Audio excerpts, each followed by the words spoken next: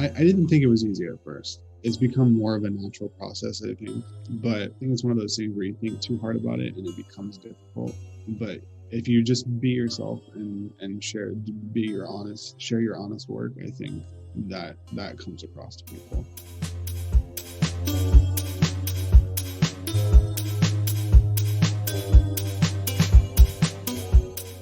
Welcome to the Flying Fruitball, a platform dedicated to the discussion and exploration of art and the creative process.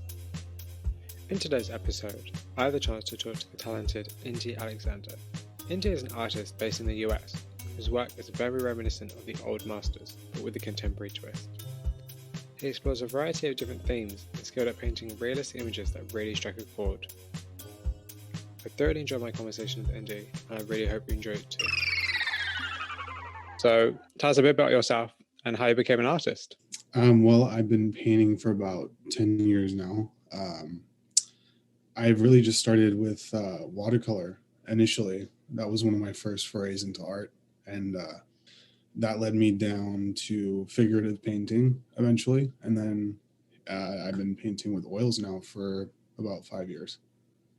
And what is it about oil paints that interests you as opposed to watercolor? Or do you still paint with both? Yes, I do. Watercolor has become more of like a relaxing downtime activity for me. And then oil is really, I think it's almost the alchemical aspect of oil painting that fascinates me. The mixing the pigment and the oil and all the little bits and pieces that go into making an oil painting are fascinating. What's the most challenging part of being an artist? Most challenging, I would probably say for me the most challenging is finding the right articulation for what I'm trying to express. And do you think you do that well? I try to do that as best I can every painting. I think it's definitely the always the goal to be reaching for. That makes sense, actually. I think you do it well. I think you do it very well through your social media, which is something we'll get into a bit later. But so did you actually study art, or are you self-taught? Mostly self-taught.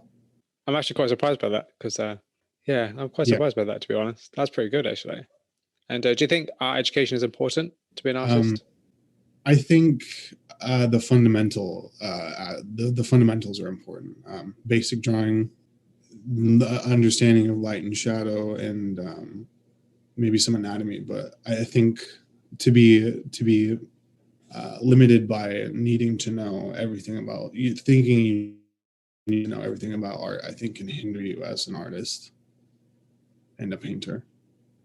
I mean, I guess being in that kind of environment with the expectation of having to create probably will impact the way you create and how much you create and your kind of joys of creating, I guess. And do you think that being an artist, particularly self-taught, is more liberating or isolating? In my experience, it's gone from being isolating to liberating as time has gone. It's been an interesting transformation, I think. And why is that? I think initially I think being self-taught, especially for so long, I think you do feel a little isolated in the sense that you may not be able to compete with your peers in a way, or some of those kind of feelings. So I think eventually when you let go of those feelings of, I need to find my style or my voice, those start to melt away. And when you start to let those things melt away, I think that's when your voice really shines through. And is it important for you to have a style? The style is a funny word.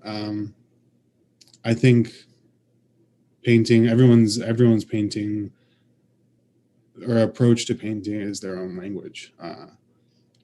I think I spent a lot of time reflecting on what it meant to have a language as an artist or a painter, and I found that what comes naturally is your language as an artist. I guess you'll find it by creating, I guess. Yes. Yeah, I think creating every day puts you on the path to finding what your unique thing or voice is. Yeah, that definitely makes sense. I was going through your Instagram Q&A that you have as your stories, and one really interesting question you were asked is about narrative, the idea of having narrative in art, and your response was to look at different kind of books. Do you have any specific books in mind that would people should be looking at, or like that are pivotal to you in your work? I think with narrative, pivotal paintings or books for me would be Rembrandt and Titian. Those painters really, I think, inspires a lot of the narrative aspects about my work that I like to incorporate. Rembrandt, Titian, uh, Caravaggio. The etchings for the Divine Comedy by Albert Durer. Those are fantastic. I think narrative and allegory have their specific place in painting, and I try to. I think figuratively, with figurative works, I try to express those narratives. I mean, your art has a very like historic feel. Is that something that you intended to have? I think the old masters are what have always drawn me to art in the first place. Some of the first paintings I saw were by Leonardo da Vinci, and those have always captivated me. And I think that oil painting, that's what drew me to oil painting, especially. Yeah, that's definitely very reflective in your work. I think it definitely reminds me of almost kind of a contemporary view upon old masters' work, if that makes sense. And have you ever considered using like say more contemporary references, or I don't know exactly what, like I don't know, I'm thinking like maybe technology or something like that within your work itself, or do you just prefer it to be a little bit more historical, a little bit more classic? That's a good question. I typically gravitate towards things and themes that are ambiguous to time and ambiguous to setting. But I do like to toy with the idea of contemporary contemporary ideas with historical themes. So creating art is actually a small part of being an artist. What are the skills or hats do you need to have? And have you learned any new skills that have surprised you along, since you started? I think one of the most for me as a painter, one of the most important skills is drawing. Drawing, always trying to master my drawing has been one of the biggest factors in helping my painting. I think having a good drawing foundation helps your painting a lot. Another thing would be reading art history. I read a lot of art history, and just reading in general. I think that really helps your mind's vocabulary and how you're able to express things in different ways. Yeah, I guess it was going to help you with your imagination and Yeah, seeing, and kind of also seeing the world in images as opposed to just looking at the world in images. yeah, and I think the way I look at things is I deconstruct them when I look at them. So I just naturally look at things and take them apart. And um, there's a quote by Leonardo da Vinci about painting or approaching your subject like a mirror. And I've always remembered that quote has always stuck out to me as to be accurate to life and to realism. That actually was something I was going to ask you later, so I should probably ask you now. Is actually the kind of nature of reality within your work, and obviously within art itself. Like, does your work, is it important for you for your work to be realistic, and is a good image a realistic one? I think it's important to strive towards realism. I try to strive towards realism, but I don't think that a good picture has to be realistic. And I think that's become a big misconception that to be art has to be real or look real to be good. And I think when you approach something and you lose that aspect of realism or that abstractness, then I think you kind of maybe even dilute your subject or dilute the goal of your painting. Do you think that there's a point in which, say, a hyper realistic painting becomes too much like real life? That could go either way. I have great admiration for artists like Gottfried Holbein from Austria and his realistic works. I've been lucky enough to see one of them here in Sacramento, California. Oh wow! At, So yeah, Mhm. He's one of yeah, I like his work a lot, and actually probably one of the only people I know who actually know his work when I talk to people about it. So it's quite nice to hear somebody else actually knows his work. His work is amazing. But yeah, It's I believe one of the disasters of war that's on permanent exhibition here. that's amazing. Yeah, his work is very powerful. It's very powerful. Um, that's amazing though. I'd love to see it in person, but hey, we'll see. Um, But in his hyperrealism, you don't get lost when you walk up to the painting. There's still something magical to the surface, and I think that surface quality, especially, is an important aspect to when you're approaching hyperrealism or certain aspects of realism, because that surface quality can break up or make certain areas of light and shadow that catch your eye or move your eye to a different spot. yeah, that's actually a very good point. And I think also with hyperrealistic, particularly hyperreal work, or at least well, that's more true to life. The closer you get to it, the less real it becomes as well. So I guess it's a very different experience talking about it on a screen, but in real life it'd be like a completely different experience actually saying it. I guess it really just depends on your audience, and it depends on if you're making it for online or if you're making it for real life, I guess. Yeah, Going back to books for a second, have you ever considered, or would you ever consider creating a book of your work? I would love to do that. I would especially love to do a book of like a retrospective book of watercolors throughout my young career so far, and I'd love to put together a book of paintings. I think really cool. If I can imagine your work sitting really nicely with a book of poems, I think. I've toyed with that idea. I wrote a book of poems a long time ago, and I've always wanted to revisit that idea. I mean, do you write yourself? I used to a lot, not so much anymore, but that used to be a big creative outlet for me, was writing. Yeah, you should consider redoing that. That might be quite interesting. Or at least, or would you consider adding text to your work? Yeah, absolutely. I think English was always one of my favorite subjects in school, so writing is always something that it's fun. So I would love to put text and poetry, especially poetry, to complement the work. Yeah, so just conjure up like a different kind of image and a different kind of way of looking at your work and a different kind of viewpoint, I guess. Yeah, I can imagine you collaborating really well with like a poet or even just writing your own poems. I think that could be quite interesting actually. I can definitely see that happening. I can see your work fitting in quite nicely with that. Like just from my opinion. Yes, yeah, I would. So I want to talk a bit about the art industry and the oversaturation of the industry. Like, is that something you think about often? It's something I've tried to stop thinking. um, there's a wonderful quote from an artist that about you know, showing with galleries and the whole the industry aspect, and I think the quote unquote industry, and I think it was about and to paraphrase, it was about swimming with sharks. And I think that can be a very good analogy for a lot of how the industry, what people think of as the industry operates. Not as a whole, but it is very, the representation and the gallery showing aspect has become in a lot of places contrived, I think.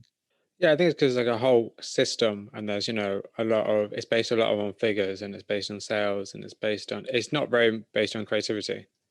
Like creativity seems to be at the bottom of the pile, which is obviously for you and for other artists is really the top of the list in terms of what you want to be doing. It's all about having the space and opportunity to create rather than, oh, you have to make a lot of money, oh, you have to be super commercially successful, you have to sell.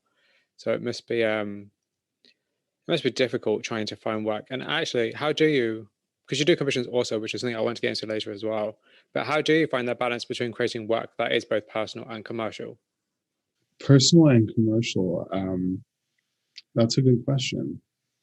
I think I think the same thing goes for music too. When you try to focus too much on the commercial aspect or the sellability of something, that can really eat away at your creative process. I try to think about that as little as possible when starting a painting, and maybe that thought comes in later in the process, but I definitely try to avoid that feeling because worrying about, I think worrying too much about the sellability or the marketability of something can lead you in the opposite direction of that goal.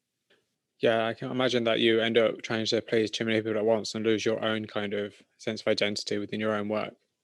Absolutely, and it does get in that feel, that ingenuine feeling kind of creeps into the Oh, bit. absolutely. And actually, that's also raises a good point that actually I was meant to write down in my notes, but I didn't. The idea of being personal and the idea of kind of putting yourself out there as a person first and foremost, and then what's also trying to be like kind of the artist as well. Because the interesting thing about you, particularly, like a lot of artists, is that you're very active on Instagram. You're very active in terms of showing your process, which I absolutely love, as you're probably aware. I think it's great. But like, how important is it to show that process? And do you ever think that it might take away like the mystery of the work? I so for a long time I painted very privately, and I would wait to wait till the very moment I finished a painting to show it, or to post a picture and say, hey, I made this painting. But I think I'm gonna pause for a moment and think about that. Yeah, that's fine. Well, I think showing the I was definitely opposed to showing the process for a very long time because I did think it demystified a lot of the aspect. But I think, especially now, sharing the process and sharing my work more actively, it gives that feeling of the open workshop type of feeling. People can paint a lot of people paint along if they want to, or I see people recreate the paintings that they see videos of, which I always love to see that. And I think, especially now during the past year, it's been a way to make it more personal and make painting feel more accessible to people. So, is it important for you for your art to be accessible to everybody? I think I think by nature, with some of the things I work with, it's probably not accessible to everyone, and I think that's okay. Um, I think just because the scope of art is so wide, what everyone is working in now, um, it's tough to reach across all markets. But I think that's what makes someone's paintings unique, is their niche, or their own little area of the market that they share.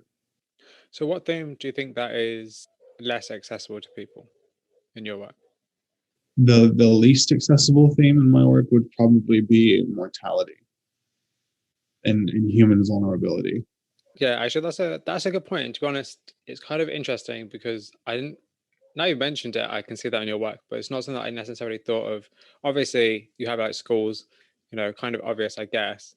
On consideration of your work, yeah, actually, that's kind of a good. But then again, I think stuff like morality, like, why is that theme important for you?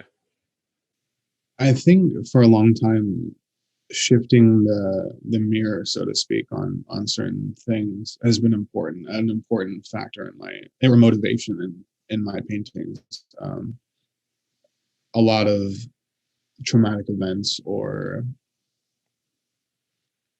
unsettling events have definitely made their impact on my paintings. And I think the need to reflect on those things comes through a lot, and that can be a deterring factor for a lot of people, maybe, um, because it's because it's so, the mirror being turned around on some of the human aspects of life. And do you think that it's important for artists to deal with topics or themes or issues that make people feel uncomfortable, or at least question? I think a lot of great art has made people question. A lot of great painting has made people question. I don't think it's essential for everyone to have maybe have a commentary. I, a lot of people feel that they don't that art is not the vehicle for that. Um, I've always found that it tends to be the most powerful vehicle for that. So it plays a factor in my work, but I don't think it's a rule you have to follow. And what kind of conversational questions do you think your work asks?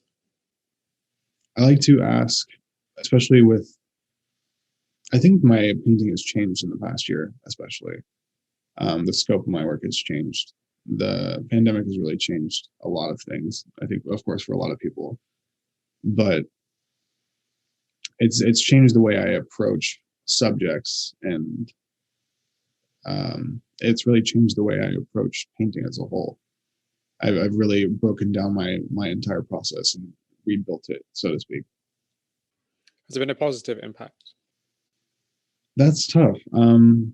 I think in the results of painting, it's been there have been positive impacts, but it's been a tumultuous time for sure.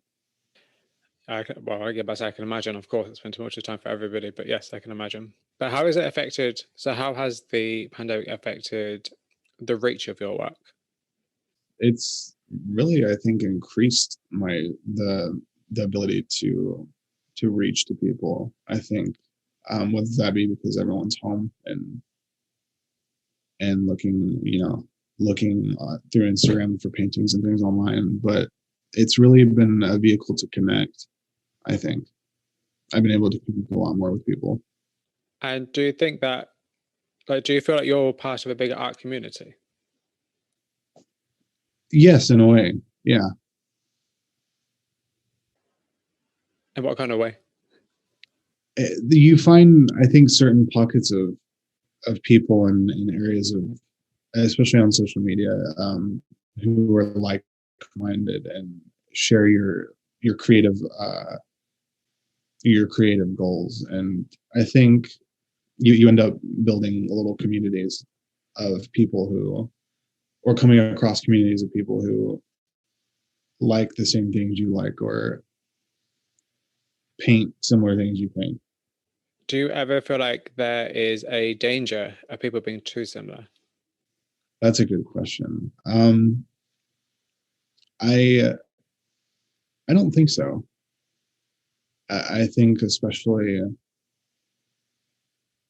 for carrying on like the traditions of classical painting, I think that's an important thing. Being similar is not a negative thing. I think, especially in my process, I think comparing my work to other things has always been integral. And how do you stop comparing yourself to other people? Um, to stop comparing yourself, I just turn my phone off and turn the book off, turn the page of the book, and just walk away and let my mind be with whatever I'm painting. And I think painting from life helps that too. Yeah, actually that actually that's actually a good question to ask you, because I know you paint from both real life and from photographs. But which do you prefer, and how does it really affect the final image? From life, for sure. 100%. I think painting and drawing from life are really teach your mind to understand proportion and size, the sizing of things. Working from photographs it's not the worst thing, but it's definitely, you can be led towards a more stoic image with a photograph as opposed to real life, I think. Let's talk a bit about your music. Um, so can you talk a bit about what actually inspired you to become a musician, the kind of music you create? I I originally had some musician friends who I would hang around with, and I would go to concerts and things, and I'd be, this is really interesting. I really like this, and I was always a big fan of music. Music has always been a big part of creation for me. So I think it was ended up being a natural transition into making audio, as an art form. And Nine Inch Nails has been one of my biggest influences, and Trent Reznor's film scoring. I think that was a pivotal moment for my music making process. And could you talk a bit about the mini album Looming? Yes, that I put together a few songs from uh, several weeks and months of recording sessions throughout 2020. Um, my recording process is very disorganized. When I save my songs, they're usually labeled by date, and I don't title them until much later. But I I ended up going through a lot of these tracks, which were just little sketches, or if you will, of little sounds or scenes of things that inspired me. And I thought, okay, this is really reflective of the anxiety of the past year. And I think that putting that together was a way to reflect on what had gone on throughout the whole year. And how do you choose the sounds? I like to pick sounds by imagining almost uh, an image or a scene, and kind of think, okay, what would that place sound like? What would, if the cold air was an instrument, what would that feel or sound like? Um, and I try to approach things almost cinematically, I suppose.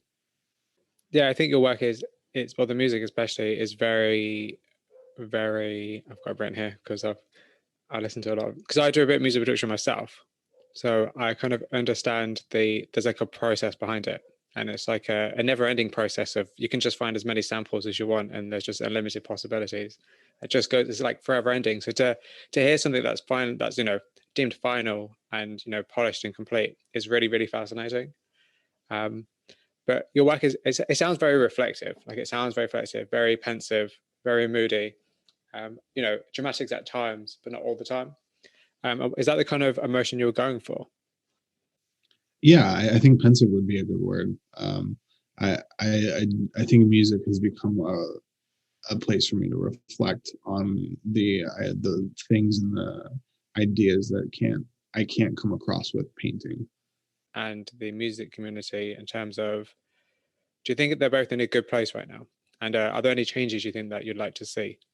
I think chaotic was the first word that came to mind when thinking about the music industry. But I think people have adapted very well and quickly. I've noticed it seemed like everyone really jumped onto the live streaming concert shows, the socially distanced like live streaming shows, and I think it's a very uncertain time for the music industry. Um, Touring being the biggest revenue maker for musical artists, having that be just stripped away and taken away for so long, I think that's really turned the music world upside down. And how do you balance making music and art? By trying to fit in sleeping somewhere. Because that they both take a lot of time and a lot of effort and a lot of dedication, and also just a lot of what's the word I'm looking for? A lot of marketing as well, I guess. Yeah, I try to split my time evenly between music and painting. I think it can be tough to balance the two because they're both so creatively taxing, and your brain can only run so far. But I think, especially, I generally shift towards music um, after a painting session or after a day of painting. Do you ever listen to your own music whilst you paint? I have not actually. Or have you ever thought about combining the two somehow? Like maybe making, let's say, one of your paintings more animated or like a cinematograph with your music over the top? That's a good idea. I I was going to say like a candle, like a lit candle, painting of a candle that's lit, with some music. That could be good. I could see that happening. I think I'd like to make a music video sort of like that. A music video, or just find a way to combine the two. in a fashionable way. I think that would be fun. Absolutely, because you do both just as well. Like, there's not one that's better or one that's worse. You do them both, exceptionally well. Considering you're splitting your time, you do them both very well. So I think it's definitely something to consider in terms of like merging them together. So I was going to say to you, as well as doing oil paints, you also do some digital work. Yes, Can you talk a bit about why you decided to do that, and does the process differ? I found that I tend to approach digital much the same way I approach oil painting now.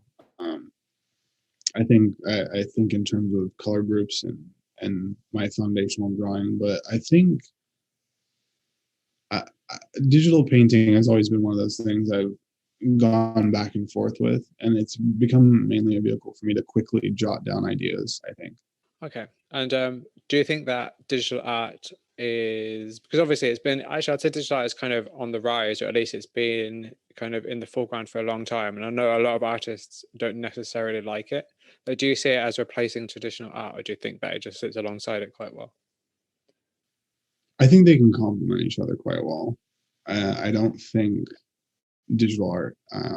There's that magic quality to physical painting. I think that you can't replicate with digital painting, but you can.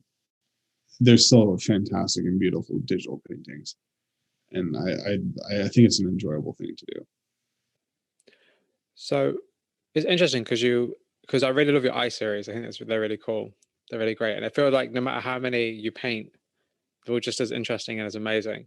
And what is the process like in terms of when you're creating such a series of work where it's in essence it's pretty much the same image over and over again? Like, how do you make sure that you don't become bored of it, or you're not just creating it just to create it? That's a fine line to walk, I think. Um, the monotonous feeling can creep in after a while, and I think you just find ways to make it more exciting again, or to make it fresh, the idea fresh. Because you're right. There's so many. I'm looking around at so many eyes, and it somehow I think their eyes are one of those things that you can paint over and over again, and they're never quite the same. They always have a different personality. Of course. And how do you make sure that you keep engaged with the work you create, as opposed to you don't get bored of your own work? I try to not burn myself out on certain subjects or paint. If I'm going to embark on a long painting, I'll start multiple other paintings to bounce around while I have that one large one, just because it's so easy to get burnt out or tired of an idea when you work on it. You know, if you have a 12-hour painting day, you may not be painting for 12 hours straight, but after a while, you're kind of just done looking at it. So Absolutely, yeah. I think sketching, different painting plein air and sketching is a great way to just kind of free your mind up and kind of cleanse your palette in a sense. And how do you know when you are done with an image? I think when you start to ask yourself, am I overworking it? Or when you start to fiddle a little too much with one little area, that's when I'm like, okay, I need to step back and let it breathe. And if And I let it for a few days and I don't come back to it, I guess it's probably done. do you have the same approach for music making as well? Sometimes, sometimes there's that aha moment, and then other times there's that.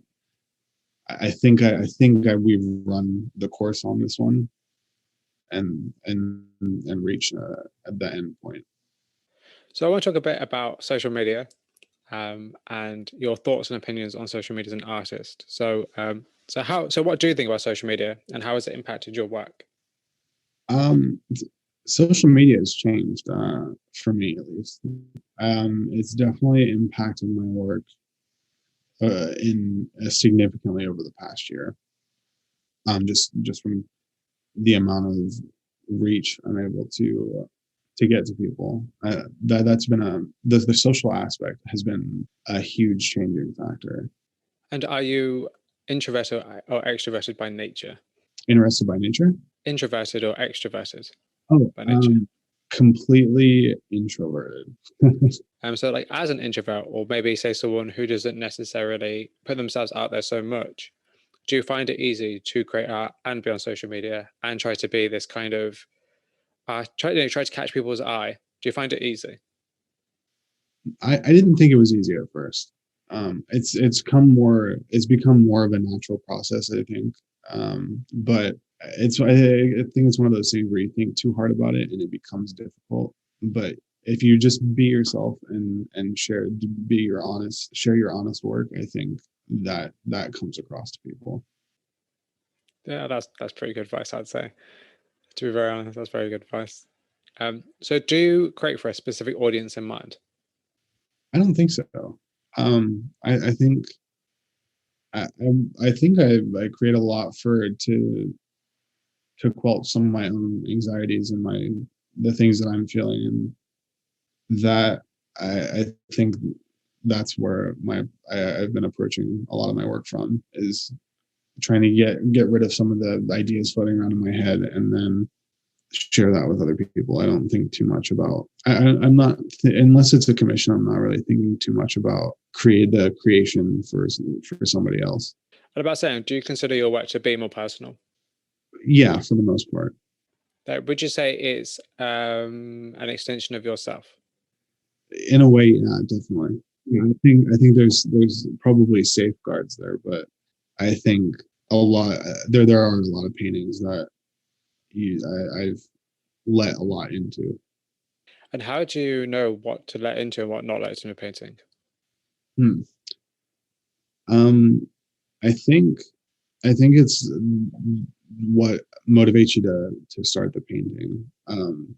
There's certain paintings that I've spent months on and still have never shown, just because they're so personal. And I think the motivation for the specific painting really inspires what personal aspects you decide to put into it. And what kind of percentage of your work do you show and what percentage of work do you not show? I would say now I show most most of my work. Um, there's things here and there I don't show, but for the most part, I show most of it, maybe 80%. And have you ever felt the pressure to create new work as your audience has grown? Yes, definitely. And so how do because I think about so the thing about being an artist and obviously online is that, everybody's online. Everybody and their cat is online, you know. So how do you try and engage people with your work? Or is it important for you to, I guess, so that they, so they don't just be like, okay, I like this and, give it a little like and move on. How they, kind of come to understand it a bit more. Uh, you're right. It kind of can be an echo chamber sometimes.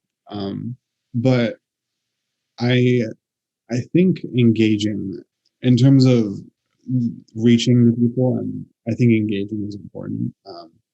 Oh, just to be engaging with the posts. I think that I try to fit that in, and just to make it as accessible and not this like hierarchy type feeling when you want to comment or interact with someone on social media. I think a lot of artists feel like there's a hierarchy, and like, oh, this person is above me or better than me. I have to I can't interact with them in a certain way, but I think trying to be engaging helps that Is it important for people to understand your work? um so I think sometimes explaining can be the bane of uh a painting's identity, or the meaning behind a painting. But some paintings almost warrant explanation sometimes. So I think there's an interesting dichotomy between what needs to be said and what doesn't need to be said about a specific work. So in terms of inspiration, so how often do you search for inspiration? Every day. And where do you search inspiration, other than everywhere, probably, because that's where it is? I always find myself going back to books, but social media is like one big book now. So you get to see and look at your peers, and who inspires you much more easily than having to find it in a book. So I think a healthy dose of both is where I find my inspiration these days mostly. And how much time do you actually spend on social media as opposed to like versus creating work? I'd say the split. It's a pretty. I spend generally most of the morning on social media, and then shift into painting throughout the day. But it's definitely maybe 35% of the activity. So it must be like a balance, because obviously if you're on social media, if you're online, it's not just you. Like a lot of people are just on social media just to be on social media, but because you're an artist and you've got something you're creating, it's kind of a balance between engaging with people who engage with you, and then it's a balance between actually creating the work, and it's a balance between showing the work. Like, how do you, I don't know if this is probably a great question to ask you or not, but like, how do you find the balance between being productive online as opposed to just wasting time, like watching cat videos or something? It's definitely easy to get lost scrolling. I think I'm not a natural social media person, so I don't think it definitely doesn't. It's not as easily. I'm not easily as easily hindered by getting lost in scrolling or something. But it's become more of a creative tool for me now. So I think just using social media in general has become the meaning of it has changed for me, especially from typically staying away from social media for most of my non-professional career. And do you actually ever take like social media breaks? Not now. um, not now, but I think it's definitely needed to take a break once in a while, and it's helpful. Yeah, Absolutely helpful. I think so. I think I was thinking about this today, and I was thinking what would be really nice is if, rather than just have, say, a like button or a heart button on Instagram, is that every single time you like something, you had a little mini box come up and ask you why you like it. Do you think something like that would be good for you in terms of, so not, that people like your work, but as an artist, would you like to know what people like about the work? Yeah, I think I love reading everyone's feedback and love reading what everyone thinks or takes away from what I post. So I would love a better vehicle for people to express what draws them to the post or what draws them to the painting, so people feel more engaged to interact and to ask questions or to. That's always a goal. So what kind of feedback is important to you as an artist? Like, what kind of feedback do you actually want from people? Very good question. I think constructive criticism is always important. Um, I think the nature of the internet now is, of course, less skewed towards that. But I think that's the beauty of online workshops and things now is you can critique your work with other people. But when you're just posting, I think since it's such an open online forum, I just like to read what everyone says. I always find it the most fascinating to what everyone takes away, especially from videos that have music and painting, because I think there's a much wider variety for people to take away. So beyond social media and online, do you market your work any other way? Gallery occasionally, if there's a good show or I'll try to participate. I do participate in the Crocker Museum's annual art auctions, but other than that, I typically have moved away from you know, every painting, ship it off to the gallery and have it put on the wall. I've just taken the direct approach for the most part more recently. Do you think that too many artists rely on social media? I think if I think relying on social media for at least to I personally wouldn't rely on it to at least benchmark my. I think that can be a dangerous thing to benchmark how your work performs on social media, especially. Um, I find that to be almost it can be hurtful just going about and not focusing on, oh, how many likes did my picture get or how many likes did this post get. Freeing yourself from that really makes it a lot easier. So, how do you measure the success of your work? I just try to keep painting better pictures. That's actually a really, really good response. So let's okay. From that question, so what do you think being a successful artist means?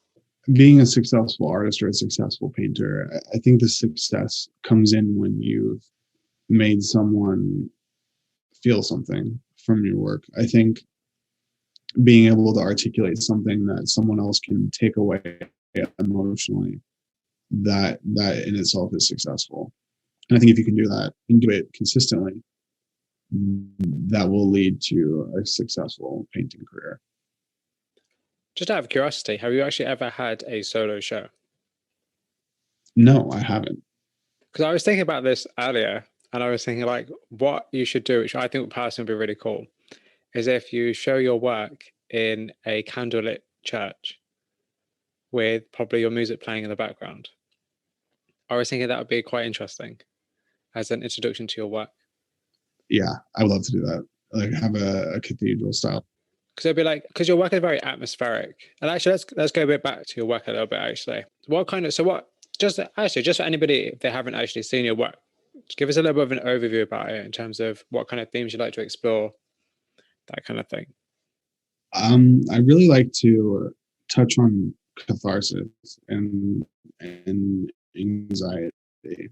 Uh, I think I think those are things that are so prevalent in my life. So you sell your work.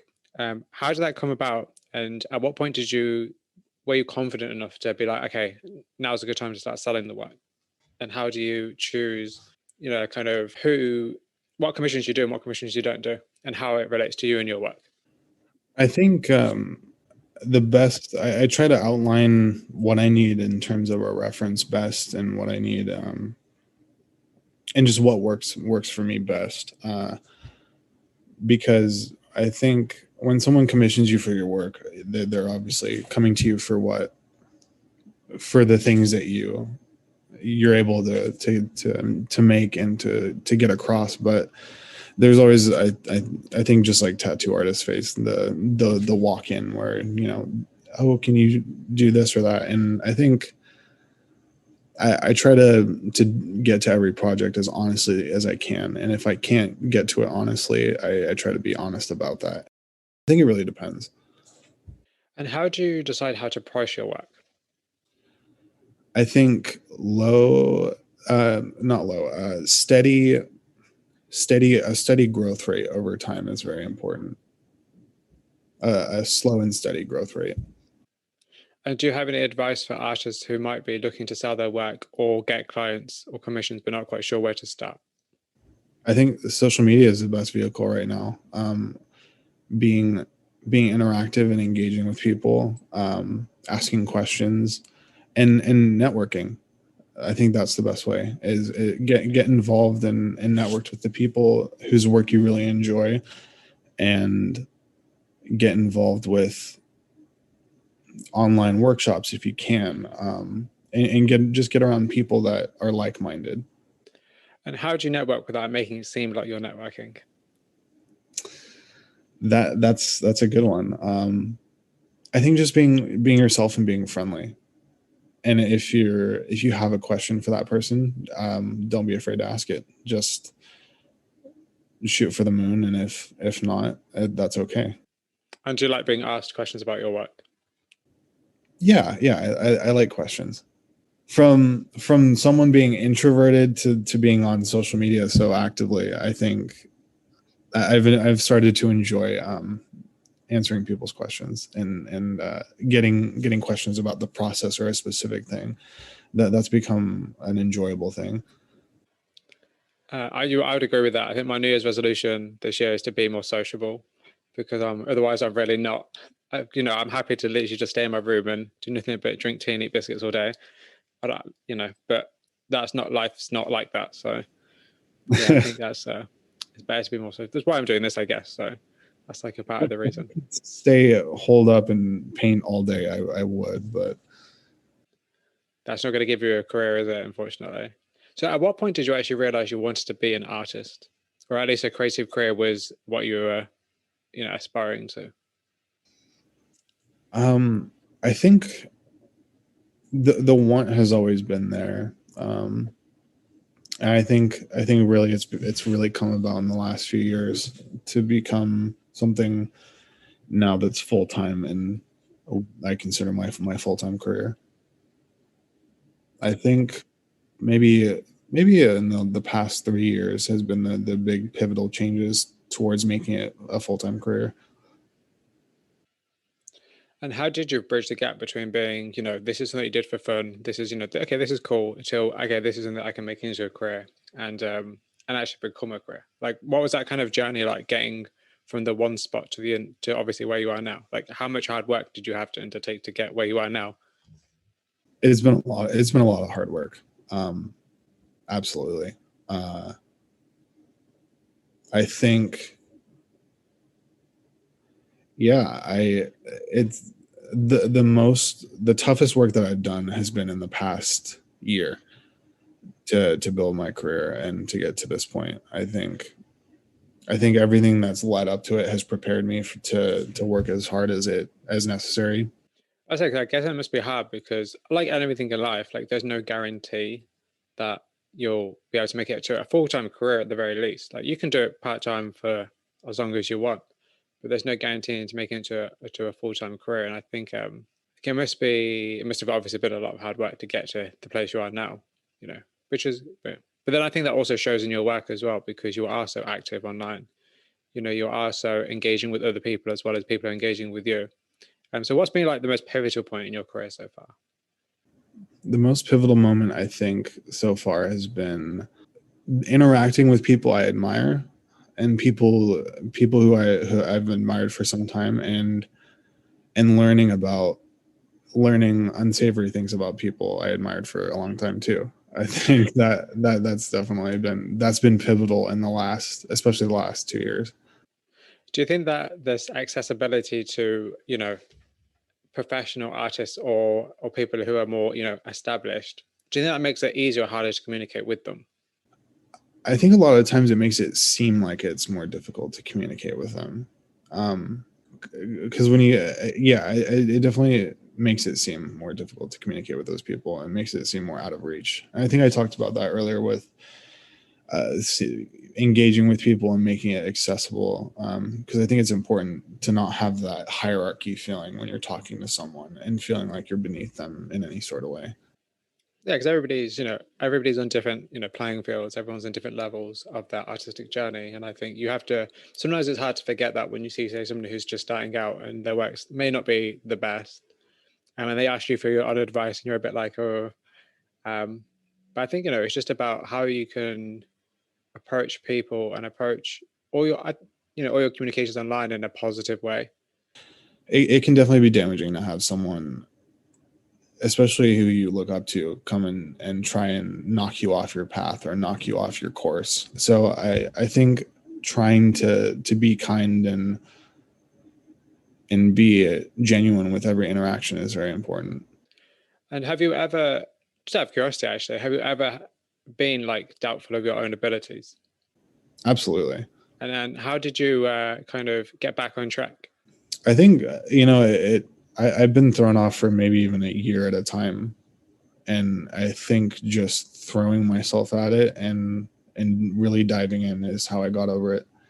And just recognizing that whatever fear I had is there, but there's greater work that needs to be done. And this is actually more of a personal question to ask you from myself, really, quite selfishly. But like, what's the best way to start a piece of work? Because I think for me and my own work that I do, I think it's easy to think about it and be like, oh, I want to do this, I want to do that. But actually starting it is hard. Like, Yeah, what's the best way to start it, or to start a piece of work? I suppose it really my process really depends on the medium, I suppose. I think starting, just like with writing, has always been one of the most difficult parts for me. So I think getting over that hurdle helps the rest of the process. But to start, I think much the same way as I try to start with music is trying to imagine a feeling or a place, and what does that make you feel? How does that make you feel? What does that place feel like? What does that place look like? If it's a painting, I think those are all important places to start. Just visualizing certain emotions and feelings. So your work is very emotional as much as it's visual. Yeah. So if nobody saw your work, would you still create it? Yes. Because I think I've spent so long feeling like, oh, or just not posting, or being, at 800 followers for so long. It's like, oh, now there's a whole audience of people who are here to see what I'm doing. So I think that's been a acclimating change. And actually, having now you just said that, so at what point do you consider your work to have an audience? I think when you have people regularly engaging with you, I think that's when you start to build your quote unquote audience. It definitely you when you start building an audience, you start to recognize people's faces after a while, and I think that builds that community feeling.